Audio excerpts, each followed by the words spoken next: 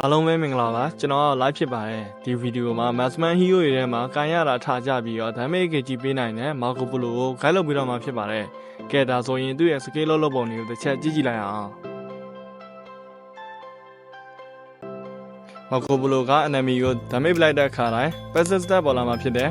passive stat တွေကိုအပြည့်ဖြစ်တဲ့အခါမှာ enemy ကို true damage အပြင် critical damage ပါတက်ရောက်စေမှာဖြစ်တယ်Marco Polo ကချိန်လက်တဲ့နေရာကိုဇက်တိုက်ပြစ်ခတ်လိုက်မှဖြစ်ပြီး movement speed 10ရာခိုင်နှုန်းကိုခဏတာရရှိမှဖြစ်တယ်။နောက်ပြီးသူပြစ်လိုက်တဲ့ကြီးစံရည်အတွက်ဟာအသက်စုပြုပုံမူတည်ပြီးတော့အများဆုံး6ခုရက်ထိစုနိုင်ပါတယ်။ Marco Polo ကချိန်လက်တဲ့နေရာစီကိုဗနင်းခေါ်လိုက်မှဖြစ်တယ်။နောက်ပြီးဒီလို schedule တာရှင်ဖြတ်နိုင်တဲ့ဘယ်နေရာအောင်မဆိုဖြတ်သွားနိုင်မှဖြစ်တယ်။ schedule ရဲ့ basic ကတော့ enemy နားမှာရှိနေရင် 21% movement speed နဲ့20% extra damage ကိုခဏတာရရှိမှာဖြစ်တယ်။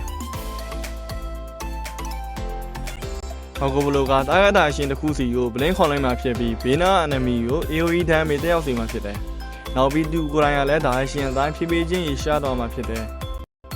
Ultimate ရဲ့ discipline ကတော့ Ultimate သုံးနေစဉ်အတွင်းမှာ basket ခလုံး movement wheel မှာမထိရပါဘူး။ဘာလို့ဆို Ultimate ပြတ်သွားတယ်လို့ဖြစ်ပါတယ်။နောက်ပြီး Ultimate ကိုမြန်မာလိုကြီးမသုံးနဲ့။ Ultimate ရဲ့ damage က passive stat ပေါ်မှာမူတည်ပါတယ်။ဒါကြောင့်မလို့ Ultimate မသုံးခင်မှာ stat ကိုတဝက်လောက်ဖြစ်ဖြစ်အရင်စုထားသင့်ပါတယ်။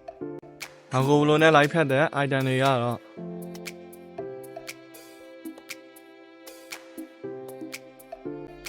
Marco Polo က damage KG ပေးနိုင်တဲ့ hero တစ်ကောင်ဖြစ်တာမလို့ပွဲတစ်ပွဲလုံးကို carry ပေးနိုင်ပါတယ်။ Marco Polo ရဲ့ ultimate က stand တွေနဲ့ထိရင်ပြတ်ပါတယ်။ဒါကြောင့်မလို့ tin 5 battery မှာဆိုရင် enemy spell တွေကောင်းဆောင်ပြီးမှဝင်နေပါတယ်။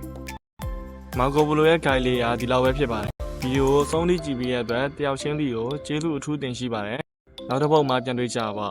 အားလုံးပဲကောင်းသောနေ့လေးပိုင်းဆိုင်ကြပါစေ။